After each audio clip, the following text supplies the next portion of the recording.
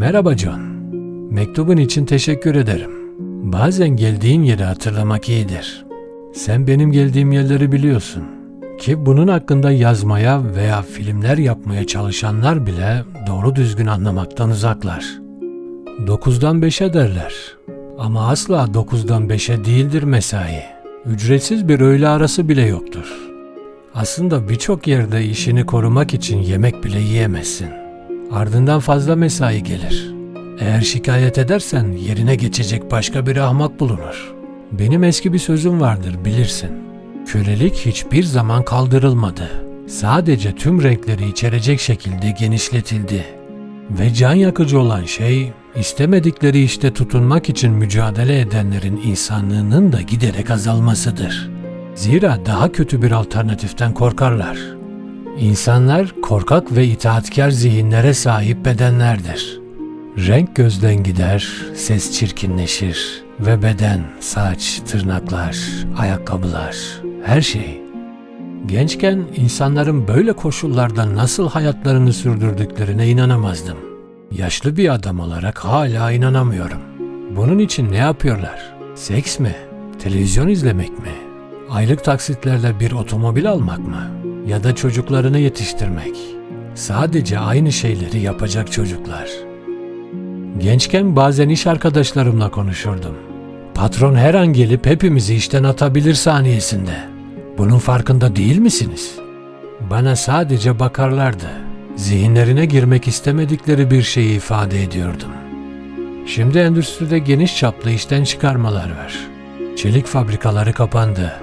İş yerinin diğer faktörlerinde teknik değişiklikler oldu.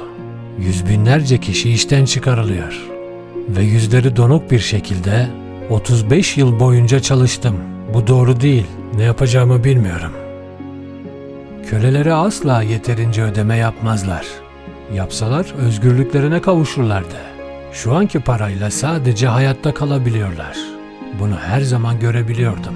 Niçin onlar göremedi? Ben bütün bunları anladığım halde neden onlar da anlayamıyordu? Tüm bu pisliği sistemden çıkartılmayı göze alarak yazdım. Sistemi sistem dışına çıkartmanın keyfi diyeyim. Şimdi buradayım. Profesyonel bir yazar olarak 50 yıldan sonra sistemin ötesinde başka iğrençlikler olduğunu da buldum. Bir zamanlar bir aydınlatma şirketinde paketleyici olarak çalışırken elemanlardan biri aniden şunu söyledi. Asla özgür olamayacağım. Patronlardan biri yanımdan geçiyordu ve işçisinin tutsak olduğu gerçeğinin tadını çıkararak hoş bir kahkaha patlattı.